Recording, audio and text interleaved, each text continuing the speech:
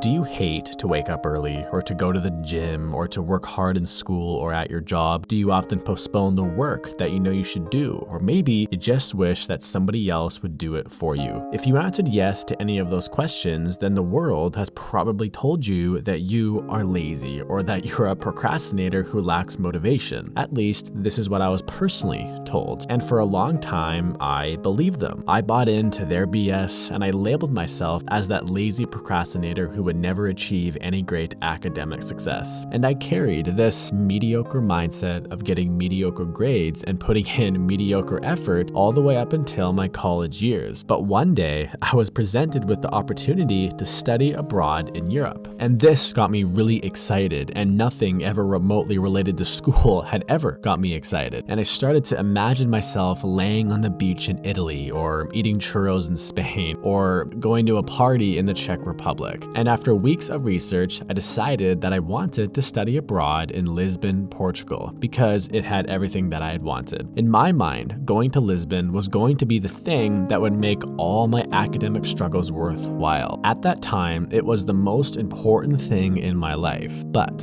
when I was talking to one of my professors about the exchange program, I learned a few interesting things. I learned that Portugal was the #1 most popular choice among all the students. So there was going to be some competition. And then I learned that my university chooses where all the students go based on how good their grades are. And at this time, mine were okay at best. And then I learned that only 4 students are selected to go to Portugal, which meant that if I wanted to go to Portugal, my grades needed to be in the top 1% of my entire business program. So it was me, the lazy procrastinator, going against all the other kids who had dedicated their entire lives to school. That was my competition. So the next day, I started to study really hard, way more than I ever had in my entire life. I can still remember walking through the library and seeing the other kids from my class who I knew wanted to go to Portugal.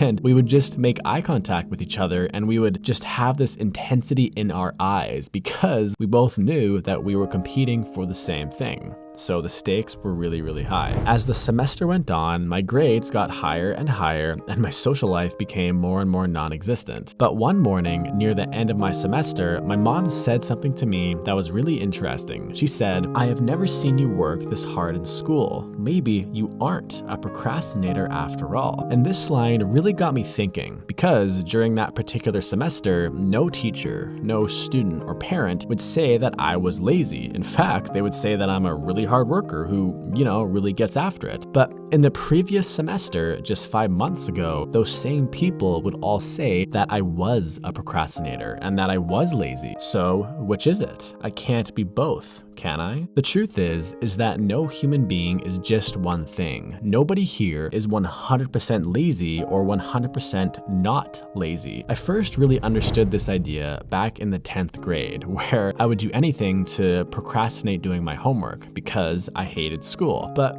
I would put everything on hold in order to play a computer game called StarCraft 2, which is actually a national sport in South Korea. And I would spend hours just researching how to get better at StarCraft. I would practice my skills, practice different strategies, and at one point, I actually beat one of the top 200 players in North America. I'm not saying this to brag, I'm saying this to make a point that when it came to school, I was really lazy, but when it came to gaming, I was the opposite. So the question, how do I stop being lazy, isn't actually a great question to ask yourself. A much better question would be, why am I feeling lazy? And the reason why I was feeling lazy, and why probably most of you are feeling lazy, is because we were all doing the wrong thing. Maybe you're studying the wrong stuff, or you're working at the wrong job. When you feel lazy, you should pay attention and take notes, because sometimes that is your intuition or your body or spirit or whatever you want to call it saying to you, hey,